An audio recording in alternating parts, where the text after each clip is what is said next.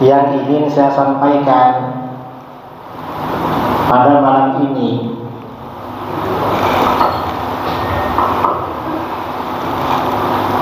Pertama, tadi saya sempat ngobrol-ngobrol dengan Al-Mukarram Kiai Wasil, berbicara tentang masalah sholat. Sholat ini kan as-sholatu imaduddin. Sholat itu tiang agama. Itu sholatnya. Sabda Rasulullah SAW. Atau kalau di dalam hadis yang terkenal, Rasulullah SAW bersabda, Buniyal Islam ala khamsin. Islam itu dibangun di atas 5 perkara, dibangun di atas 5 fondasi. Yang namanya bangunan itu tergantung fondasinya. Kalau fondasinya kuat, insya Allah bangunannya kokoh. Kalau fondasinya lemah, bangunannya ambruk, lemah. Dan 5 fondasi ini sifatnya hierarkis. Hierarkis itu artinya apa? Yang pertama menentukan yang kedua, lalu yang kedua menentukan berikutnya, dan seterusnya. Apa saja dari 5 fondasi bangunan Islam ini? Yang pertama, syahadatu an la ilaha illallah wa anna Muhammadar Rasulullah. Yang pertama bersaksi bahwa tiada Tuhan selain Allah. Itu yang pertama. Dan ini kesaksian, mengapa di sini bersaksi? Bersaksi itu artinya sesuatu kalau kita saksikan, kita akan yakin. Di sini bersaksi karena kita benar-benar yakin. Maksudnya kita meyakini bahwa tiada Tuhan selain Allah, dan bahwa Nabi Muhammad adalah utusan Allah. Ini yang pertama, syahadat. Dan ini syahadat ini menentukan rukun-rukun berikutnya. Orang kalau tidak bersyahadat, atau syahadatnya tidak sah, atau syahadatnya sah tetapi akidahnya gak benar, bukan ahlus sunnah wal jamaah, maka sholatnya gak diterima, puasanya gak diterima, zakatnya gak diterima, hajinya gak diterima. Makanya akidah ini penting. Bersaksi bahwa tiada Tuhan selain Allah itu penting. Para ulama kita dalam rangka membentengi bersaksi tiada Tuhan selain Allah, ini membuat konsep yang disebut dengan sifat 20. Wujud, qidam, baqa. Ini kan konteksnya ke sana. Bersaksi tiada Tuhan selain Allah. Dan ini harus benar akidahnya. Karena kalau salah, yang lain gak diterima. Ini akidah. Dan akidah ini sangat penting. Apalagi pada masa sekarang ya. Bersaksi tiada Tuhan selain Allah, dan seterusnya, dan bahwa Nabi Muhammad utusan Allah. Hal-hal yang menjadi keimanan kita ini banyak mendapat rongrongan. Apalagi dengan adanya media sosial, adanya HP. Kita harus benar-benar bisa mendidik anak-anak kita, keluarga kita, orang-orang sekitar kita, agar imannya ini benar-benar kuat. Tiada Tuhan selain Allah. Mengapa? Ya khawatir karena di media sosial itu banyak ajakan-ajakan untuk merusak keimanan kepada Allah. Biasanya dari pinggir-pinggir, gak langsung menolak adanya Allah. Biasanya beriman kepada kebangkitan dari alam kubur, hari kiamat. Ini disebarkan di media sosial.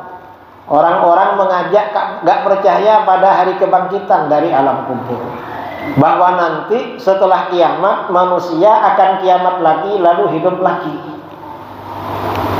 Gak percaya, ya karena memang orang-orang kafir gak percaya. Kalau orang Islam kan percaya. Ini kita harus tahu apa namanya ya. Jadi harus tahu dasar-dasarnya bahwa kebangkitan dari alam kubur itu benar-benar ada. Makanya di dalam sholat tahajud, wa annal ba'tsa haq, dan sesungguhnya kebangkitan dari alam kubur itu benar, dan seterusnya. Kemudian beriman bersaksi bahwa Nabi Muhammad SAW adalah utusan Allah. Ini seperti diterangkan ya di dalam kitab-kitab akidah yang disebut dengan Aqaidul Khamsin, akidah 50, atau diperkecil menjadi 20. Sebenarnya 50 juga yang diterangkan. Saudara dulu di kampung ya, atau ada kitab yang dijual sampai sekarang karangan ulama dulu, sifat 20.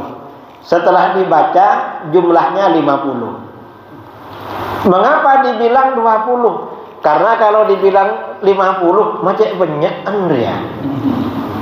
Akhirnya ekebala 20, padahal second. Padahal 50 itu. Sifat wajib 20, 50 itu artinya 20 sifat wajib bagi Allah, 20 sifat mustahil bagi Allah, 1 sifat jaiz bagi Allah.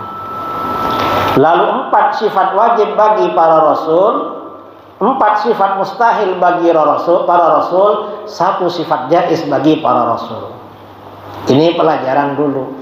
Dan ini perlu diajarkan, karena anak-anak sekarang ini apalagi sudah ramai media sosial dan lain sebagainya, ini semakin sedikit pelajaran-pelajaran seperti itu. Saya ini keliling di Nusantara di mana-mana, sudah banyak yang tidak memperkenalkan, tidak mengajarkan sifat 20. Kalau dulu tahun 80-an dan sebelumnya, sifat 20 ini kan jadi pujian di masjid, di kampung-kampung. Wujud kidan baqa mukhalafatu lil hawadisi qiyamuhu binafsihi wahdaniyan qudrat iradan ilmu hayat sama basar kalam qadiran muridan aliman hayyan sami'an basiran mutakalliman. Nah, ini namanya konsep akidah Ahlus Sunnah wal Jamaah. Mengapa para ulama dulu membangun konsep sifat 20? Yang pertama agar kita makrifat kepada Allah. Tujuannya agar kita kenal, bersaksi tiada Tuhan selain Allah itu agar sempurna. Jadi tujuannya agar kita makrifat. Kok makrifat? Kita ini kan wajib makrifat pada Allah, wajib kenal.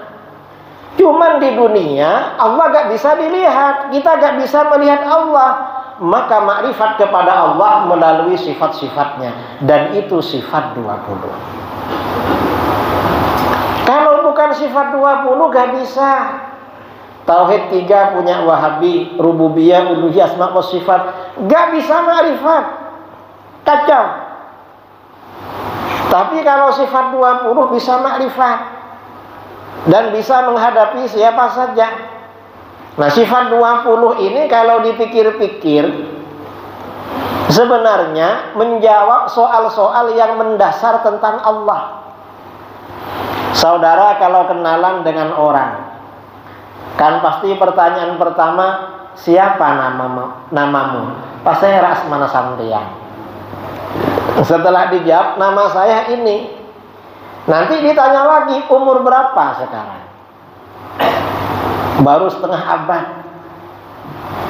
Ki setengah, benih setengah tahun, keng setengah abad. Berarti kan seket. Baru setengah abad. Kemudian setelah itu ditanya, tinggal di mana? Kan begitu. Sifat 20 itu gitu juga. Kita ini sehari semalam beribadah kepada Allah. Mau tidur baca doa, mau tidur ambil wudhu dulu lalu baca doa. Bangun tidur baca doa. Habis itu kamar mandi baca doa. Terus baca, beribadah terus. Pasti pertanyaan pertama, apakah Allah ada? Jawabannya sifat wujud. Pertanyaan kedua, kalau Allah ada sejak kapan? Karena di KTP orang ada tanggal lahir, identitas. Jawabannya sifat qidam. Wujudnya Allah tanpa permulaan.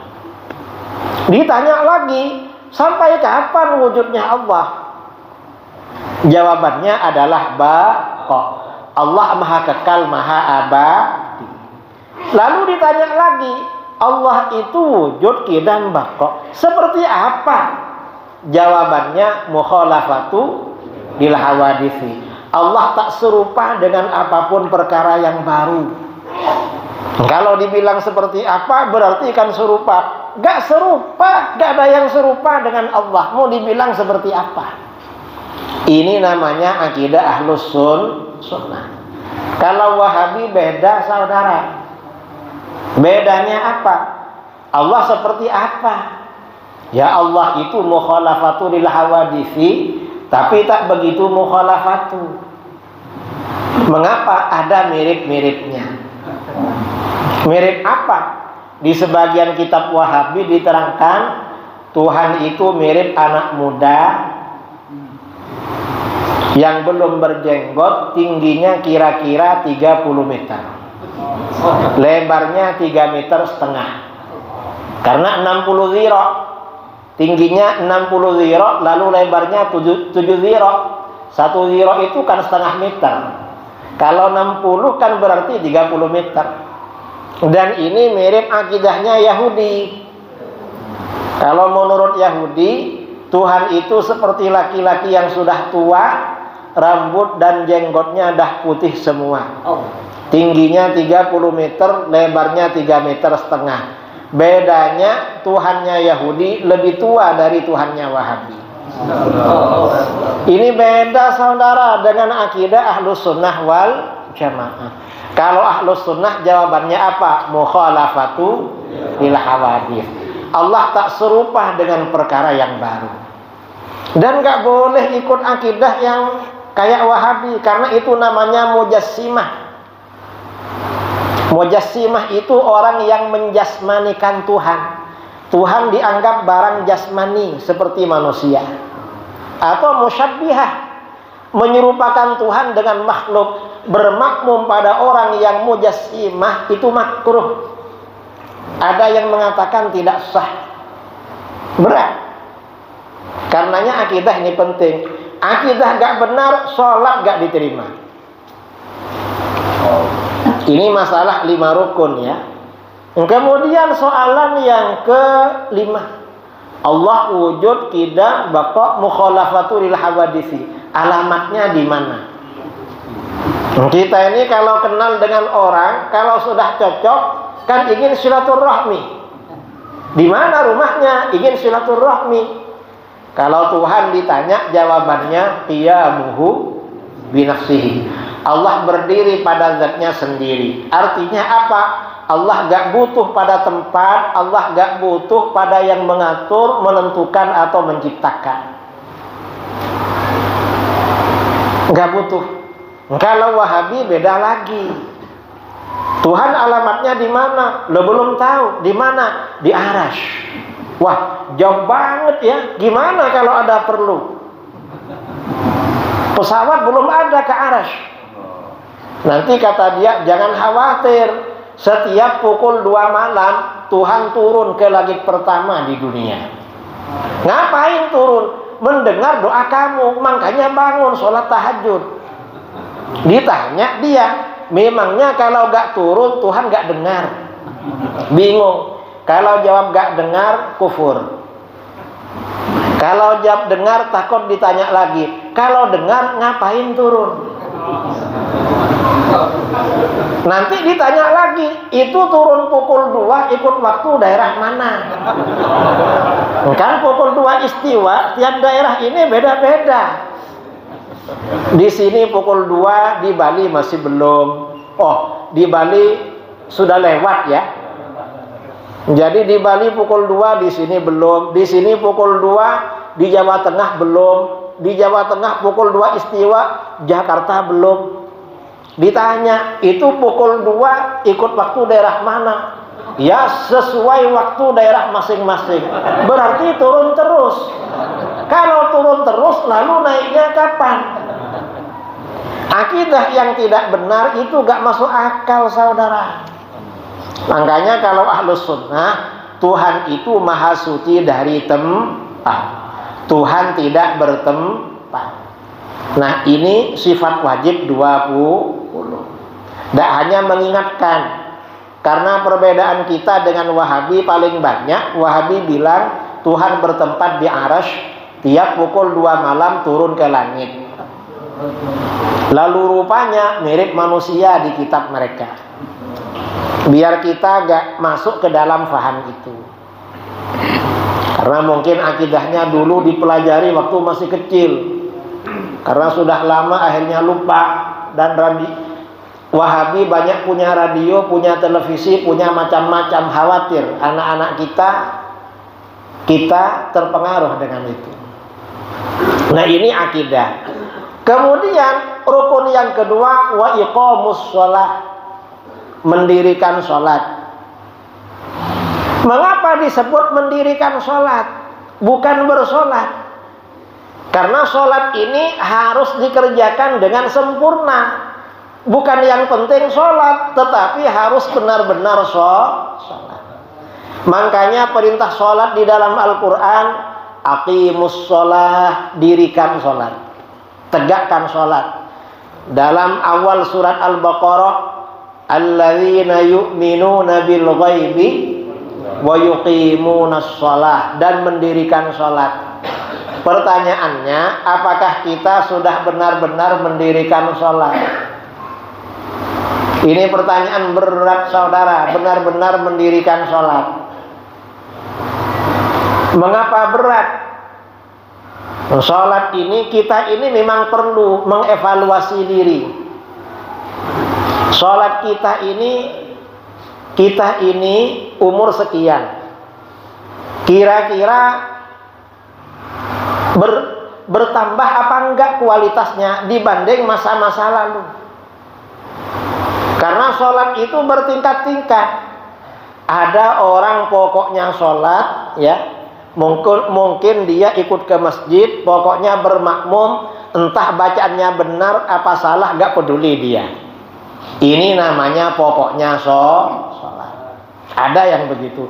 Ya lumayan lah daripada gak sholat sama sekali. Kan iya. Ya pokoknya sholat namanya. Entah bacanya benar apa salah gak ngurus. Dan ini kemarin saya mendapat laporan dari jamaah di Sumatera. Dia mengumpulkan jamaah belajar Al-Quran. Begitu dites bacaan sholatnya, ternyata gak ada yang benar semua. Itu di Sumatera. Mungkin kalau di Jawa, apalagi di Jember, mungkin benar semua mungkin. Kalau dites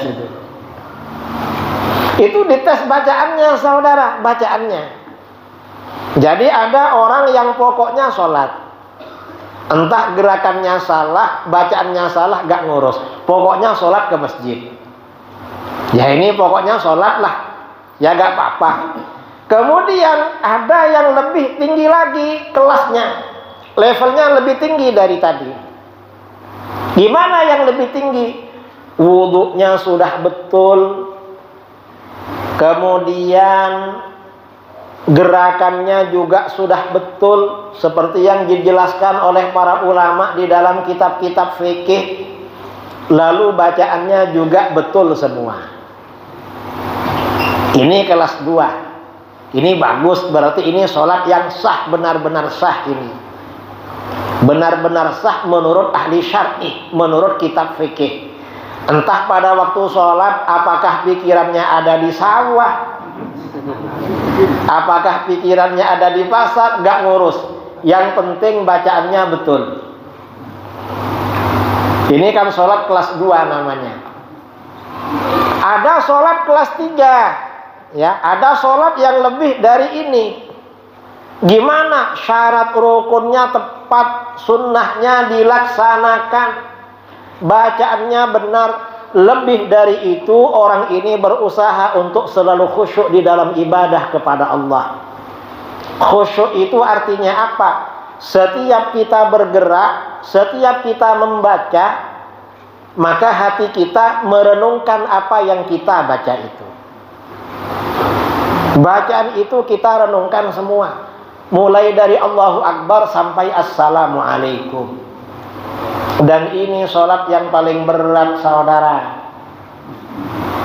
Jadi kata sebagian guru saya, sebagian guru kami ketika di pondok dulu yang terkenal waliullah, almarhum Ki Hasani, pernah bilang, saiki gak ono wong sholat, sing ono ngelamun ing dalam sholat.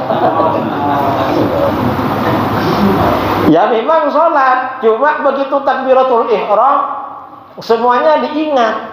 Sampai kuncinya yang kemarin lupa, ingat di dalam sholat.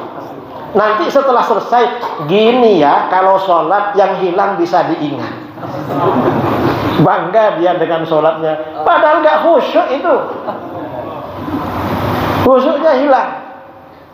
Nah, yang disebut mendirikan sholat ini kan yang ketiga. Dan sholat seperti ini, kata para ulama, yang berpengaruh positif dalam kehidupan kita. Kalau kita mikir-mikir ini, kayaknya kelas berapa ibadah kita? Karena ini yang kelas 3 yang khusyuk.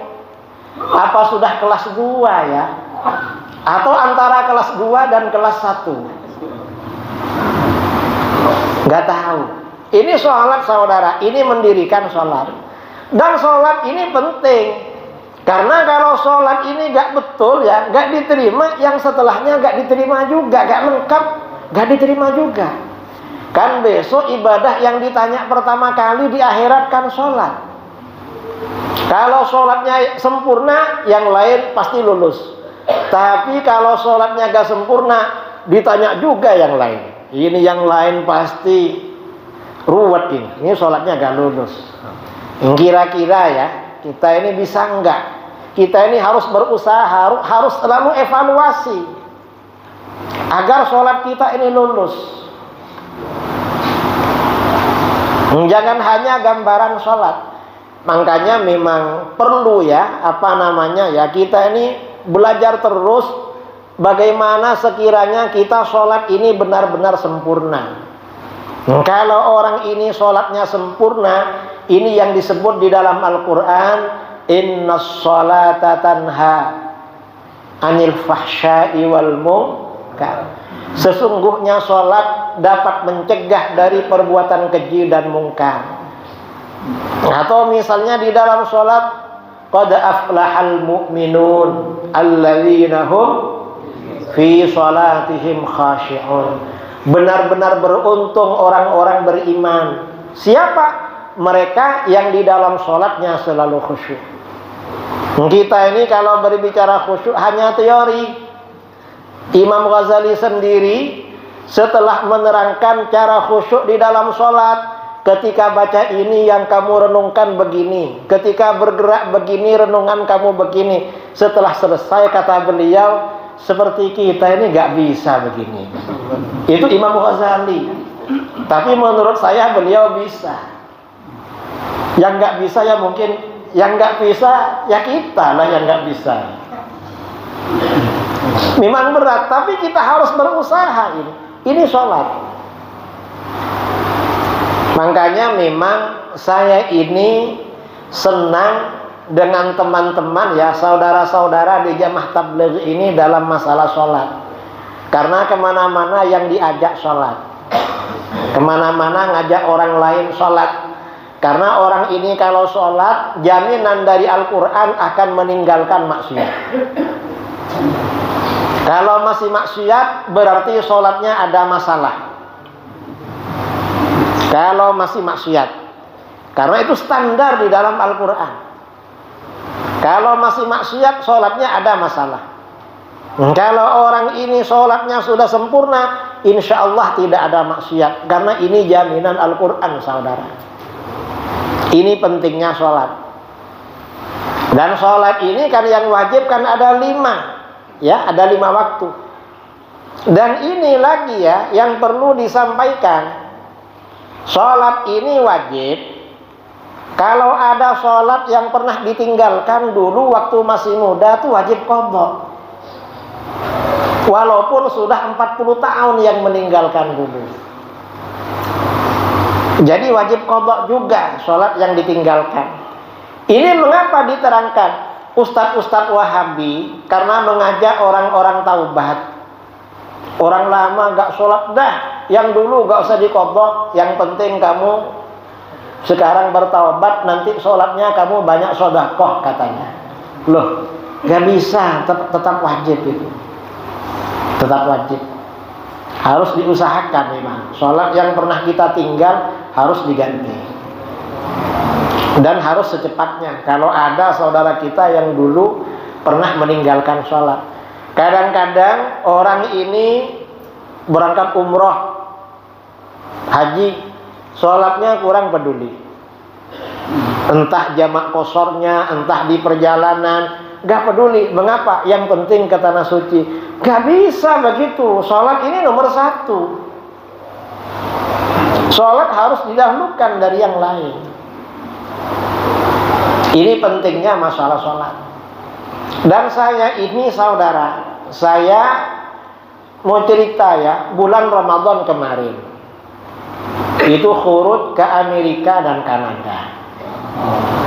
Undangan ke Amerika dan Kanada. Di Amerika itu 3 minggu, di Kanada 1 minggu. Nah, dan sholat ini memang berpengaruh. Saya perhatikan berpengaruh. Pengaruhnya apa? Pertama, pengaruh pada peningkatan ekonomi. Yang kedua, berpengaruh pada kesolehan anak. Orang biasanya kalau sholatnya bagus, rajin ke masjid, rajin berjamaah, sholatnya istiqomah, insya Allah anak-anaknya baik-baik, mudah diatur. Tapi kalau orang tuanya jarang ke masjid atau jarang sholat, anaknya susah diatur. Saya perhatikan. Dan bukan cuma itu, ekonominya lemah. Kalau sholatnya agak nakal, ya kadang-kadang nggak sholat kaya, kadang-kadang itu kan namanya istidraj. Tapi saya perhatikan begitu. Nah, saya membacanya dari mana? Waktu di Amerika, saya diundang oleh komunitas Indonesia, Amerika, Kanada. Di Amerika ini masjidnya orang Indonesia cuma 5. Cuma ada 5 masjid. Sementara masjidnya orang India, India ini maksudnya India, Pakistan, Bangladesh. Saya sebut India lah, karena satu rumpun. Itu gak bisa dihitung. Banyak mereka bikin masjid.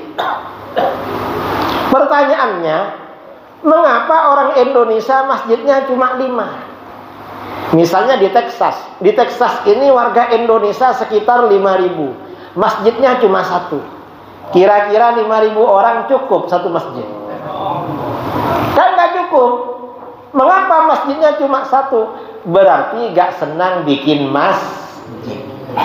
Mengapa gak senang bikin masjid? Mungkin kurang senang ke masjid. Kira-kira begitu.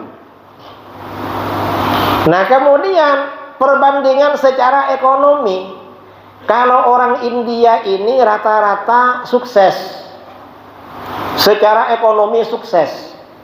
Ada yang jadi dokter, jadi dosen, kemudian jadi bos, rata-rata berniaga, berdagang.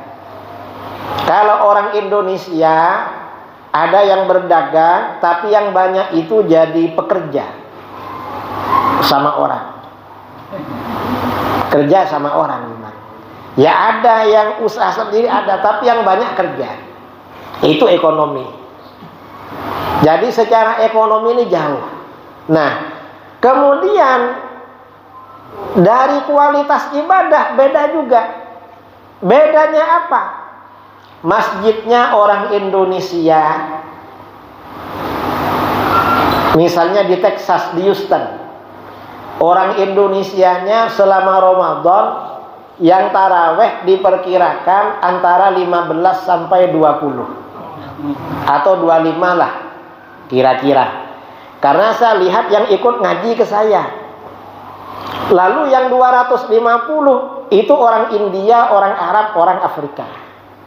Masjidnya penuh, cuma yang banyak datang orang India. Ada orang Arab, orang Afrika. Orang Indonesia cuma bikin masjid. Saya pikir-pikir masjidnya orang Indonesia di Amerika pada di Ejember.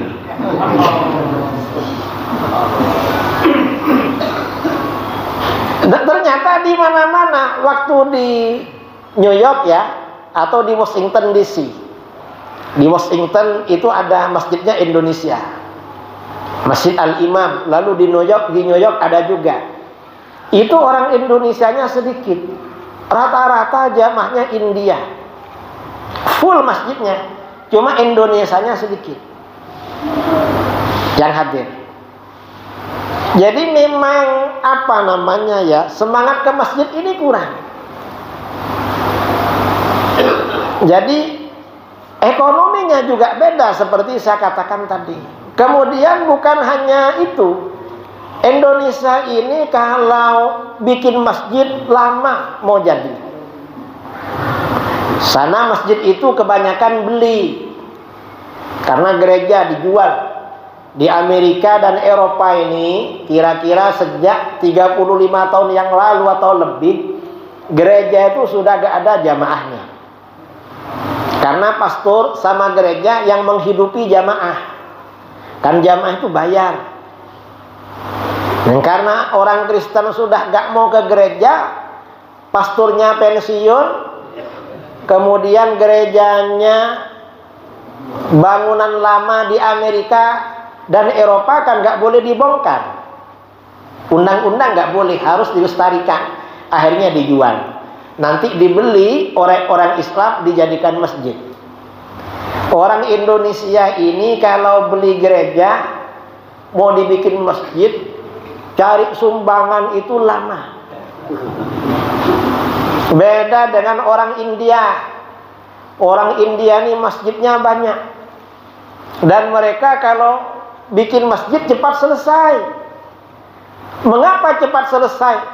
Ustadznya pengumuman ketika kumpul, saudara-saudara, ini saudara kita yang muslim di sana jauh dari sini, dan sudah cukup kalau punya masjid dan ada ustadz yang akan jadi marbot ngurus masjidnya. Di sana ada gereja mau dijual, harganya sekian, ayo sumbangan. Kota amal berjalan. Orang India, orang Pakistan, orang Bangla, kalau ngasih sumbangan, ambil dompetnya, gak mikir-mikir, ambil moroy sambut, moroy rakok sambut. Jadi cepat. Nanti di kota amal dijalankan ke ibu-ibu. Yang ibu-ibu ini gak bawa uang, jari-jarinya dilepas semua. Cincin-cincin gelang dilepas. Itu yang ibu-ibu. Ada bapak-bapak baru pulang dari dealer beli mobil, kontaknya langsung dikasihkan. Ini masih baru katanya. Ini suratnya, udah jual aja. Saya pulang naik Grab. Pulangnya naik Grab. Lalu ada ibu-ibu maju ke depan, ngasih kalungnya besar. Suaminya kelihatan dikejar, diminta sama imamnya, Pak Imam, baik Ustaz, itu punya istri saya katanya. Iya, saya minta berapa harganya ini. Setelah ditimbang harganya sekian, dibayar sama dia, dikasihkan ke istrinya. Akhirnya keluar. Begitu keluar, suaminya ke mobil, istrinya masuk lagi, kalungnya dikasihkan lagi. Itu kalau orang India ya. Kalau orang Indonesia, kota amal berjalan, buka dompet. Setelah lihat dompet, istikharah dulu. Ini kira-kira yang dikeluarkan yang mana? Beda saudara. Ternyata yang keluar 1 lembar saudara. Lama masjidnya. Sampai ada masjidnya orang Indonesia di Atlanta belum lunas sampai sekarang. Yang ke masjid juga sedikit, yang nyumbang ya juga sedikit. Ya susah memang orang Indonesia ini. Ini memang secara ekonomi ya, secara ekonomi jauh. Kemudian pengaruh pada anak. Karena orang India ini kan memang banyak ngisi masjid-masjid. Anak-anaknya itu rata-rata istiqomah. Saya perhatikan. Anaknya yang perempuan sekolah di sekolah umum itu pakai jilbab, rata-rata pakai jilbab. Kalau orang Indonesia jangan ditanya lah. Jangankan di Amerika, sama dengan di sini orang Indonesia. Kadang-kadang datang ngaji ke saya di daerah-daerah yang nggak ada masjid, biasanya di rumah tokoh. Orang Indonesia yang sudah lama di situ ditokohkan, biasanya ngaji di situ. Sebagian saudari kita yang dari Indonesia, yang perempuan, kerudungnya ditaruh di leher. Baru begini, saya mikir-mikir, cek tak cek atas apa sekolahnya. Nanti Pak Yai selamat. Ada remere pasti, tak pasang bener. Deki muntak ngabes esangku. Sombong. Ya bos maksiat pasaan sana hari. Itu saudara kita, saudara. Kadang-kadang malam waktu ngaji pakai kerudung. Kalau aku udah ketemu boleh letak kerudungan. Wah, ada semalam meruah saya jilbab kan. Saya tenjak letak ngaku. Memang beda memang. Dan ibadahnya masjid Indonesia dengan mereka beda tarawehnya. Kalau masjid Indonesia ibadah taraweh itu cuma 1 kloter dan itu biasanya 11 rakaat. Dan itu orang Aswaja, NU juga. Ini Ahlus Sunnah kok 11 ini. Kalau masjidnya orang India itu kalau awal-awal Ramadan 3 kloter sholat taraweh. Rakaatnya 23. Jam 9 sampai setengah 11 kloter pertama full sampai belakang. Jam 11 kloter kedua 23 full sampai belakang. Jam 1 kloter ketiga full. Masjidnya orang Indonesia cukup 11 rakaat dan 1 kloter. Beda memang. Peker-peker mak pada bi Iroma bi Jember. Artinya apa? Memang beda. Dan ini makanya ini penting ya, kita ini mengembangkan gimana caranya saudara-saudara kita ini sholat. Saudara-saudara kita ini khuruj. Kita khuruj ini ada gunanya. Dan kita ya gak perlu peduli dengan orang yang bilang jamaah tabligh sesat, khuruj sesat. Gak perlu. Kita ini kalau Wali Songo gak khuruj ke sini, belum Islam saudara kita ini. Karena khuruj ini sejak dulu ya khuruj. Rasulullah SAW mengutus para sahabat kemana-mana. Itu khuruj. Dan dulu itu khuruj ada yang pergi berdakwah, ada yang perang. Dan dulu yang berdakwah ini gak seperti sekarang saudara. Coba kita bayangkan, Wali Songo waktu khuruj ke sini. Kira-kira enak siapa beliau dengan kita kalau khuruj? Kita ini naiknya mobil, mobilnya ber-AC. Nanti sampai di daerah tujuan, kamarnya ada AC-nya juga. Kira-kira Wali Songo dulu. Kita ini kalau ingat pendahulu-pendahulu kita, ya kita ini cuma formalitas aja sebenarnya. Ya pokoknya niru-niru dikit lah daripada enggak sama sekali. Ini masih dibid'ahkan, padahal baru dikit ini. Gimana kalau full kayak orang-orang dulu? Bayangkan ya, Wali Songo ini asalnya dari India, leluhurnya dari Uzbek kan? Kan Wali Songo ini zuriatnya Sayyid Abdul Malik bin Alawi, khurut ke India. Lalu putranya Sayyid Abdullah Al-Badkhan ke Uzbekistan, Ahmad Shah Jalal di Uzbekistan. Baru putranya Sayyid Jamaluddin Al-Husain ini ke Campa. Kemudian kan kabarnya yang meninggal di Wajo di Sulawesi. Lalu cucu-cucunya yang jadi Wali Songo. Itu yang ditinggalkan siapa saja saudara. Bukan hanya keluarga, kampung halaman ditinggalkan. Tapi karena perjuangan mereka ya, Wali Songo khurutnya luar biasa. Bersyukur kepada Allah, bangsa kita ini mayoritas menjadi muslim. Saya pada waktu ceramah di depan orang-orang India di Toronto di Kanada, saya bilang bangsa kami ini muslim karena ada orang India khurut ke negeri kami, Wali Songo dari sana.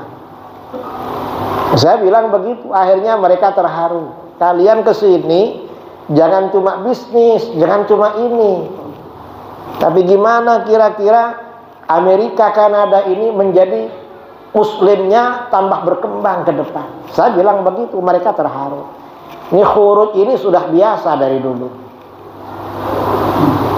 Bayangkan ulama-ulama dulu ya, khurutnya luar biasa. Dan ini apa namanya? Orang itu seperti disampaikan di dalam hadis ya, ikhtitam, Rasulullah SAW bersabda, "Man kanatil akhiratu hammahu, ja'alallahu ghinahu fi qalbih." Siapa yang menjadikan akhirat sebagai pikirannya, yang dipikirkan akhirat terus. Kalau pagi kerja jam 11 ingat, ini sebentar lagi zuhur, pulang. Habis itu istirahat, berangkat lagi. Kemudian jam 2 lebih, sebentar lagi asar, pulang. Jadi akhirat terus yang dipikir. Bukan nggak kerja, waktunya kerja ya kerja. Memang dunia tempat kerja memang. Kecuali yang nggak perlu kerja. Karena orang ini memang sumber ekonominya diciptakan beda-beda oleh Allah. Tapi yang penting pikirannya akhirat terus. Orang ini kalau pikirannya akhirat terus, 3 anugerah yang diberikan oleh Allah.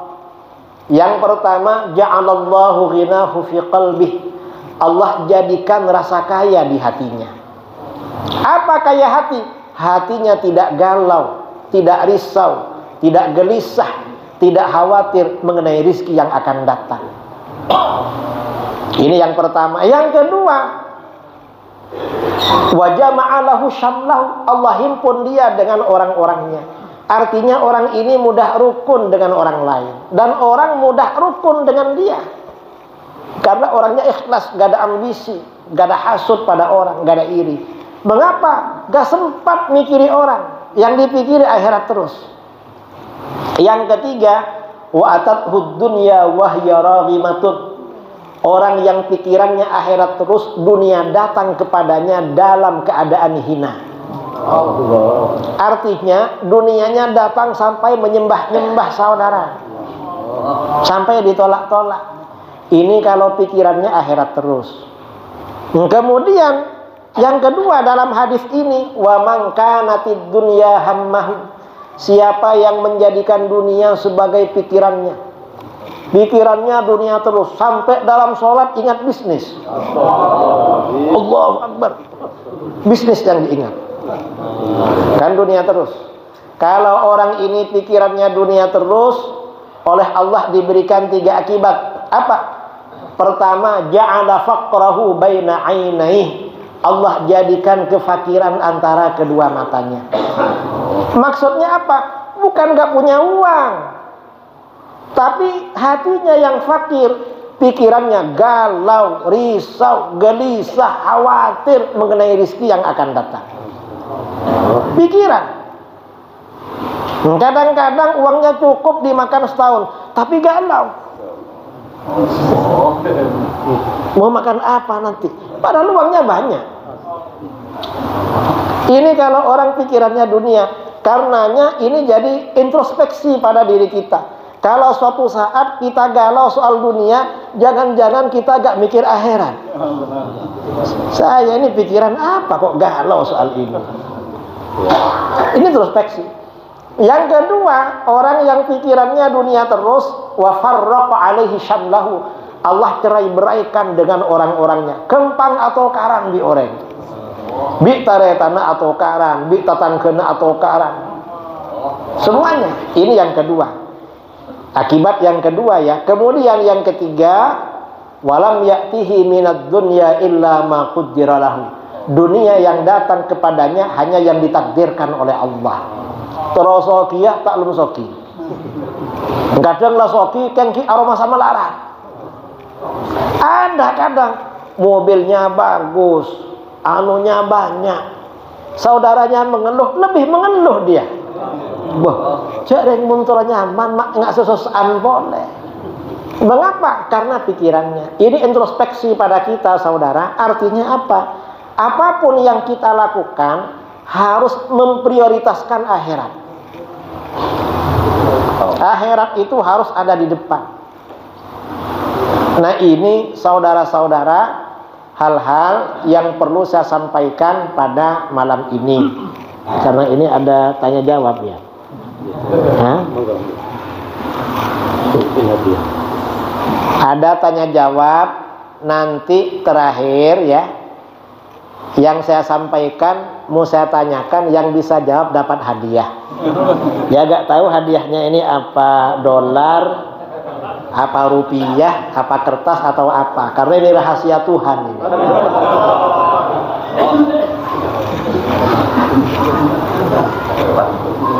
Gak ada yang tahu isinya.